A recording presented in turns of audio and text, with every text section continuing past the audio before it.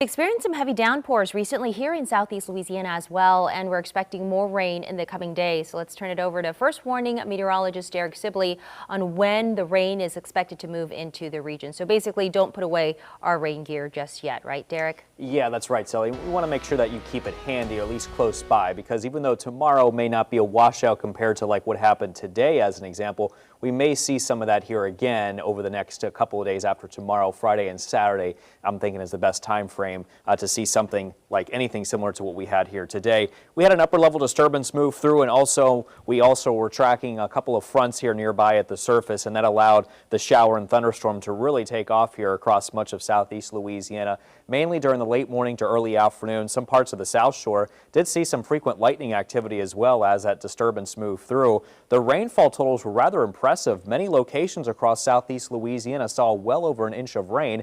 Today's high temperatures were well into the mid-60s. Some locations closer down towards the coast nearing those upper 60s. However, for New Orleans, our high temperature today was 66 degrees, still a few degrees above average. The low was 57, 10 degrees above the average low of 47 degrees for this time of the year. Here's where we currently stand. Upper 50s North Shore, lower 60s for much of the South Shore and down towards the coast as well. Forecast for the rest of tonight does call for a mostly cloudy one, drier too, and warmer with the low temperatures tomorrow morning into the upper 50s North Shore, mainly towards the lower 60s down towards the South Shore and also near the coast. The rest of the day tomorrow, just be aware we could be looking at some morning fog potential. I've seen some model data showing that we could be anywhere between around zero visibility to around a ½ mile visibility, especially on the South Shore. So just a heads up, mostly cloudy skies for the remainder of the day, maybe a shower or two possible with afternoon high temperatures into the upper 60s to lower 70s tomorrow afternoon.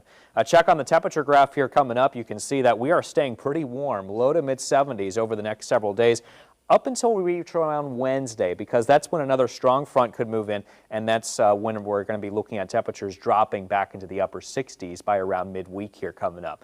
So the stationary front looks like it's not going to move a whole lot, should be sticking around across much of the Gulf Coast. That's going to allow the cloud cover to continue to enhance across the area here, it looks like, throughout the day tomorrow. Maybe a slight chance of a shower underneath some of the thicker cloud cover. Here we go as we head into tomorrow afternoon around 6, and we're still looking at partly to mostly cloudy skies. That front begins to transition more to a warm front and moves north, and then we're going to be on the back side. So we got that south wind coming up from the Gulf of Mexico. That's why the temperatures go up, and our humidity will also go up. Also, look at this pretty strong line of showers and thunderstorms developing to our west Friday morning here, and that's actually out ahead of a developing cold front that will start to push in, but that line of showers and storms begins to weaken here a little bit as it approaches southeast Louisiana. But we're still keeping the rain chances in play, though, for Friday afternoon. And as a matter of fact, we could be looking at around a 60% chance of showers and thunderstorms later in the day, so just be aware of that. And also as we head into Saturday from another disturbance,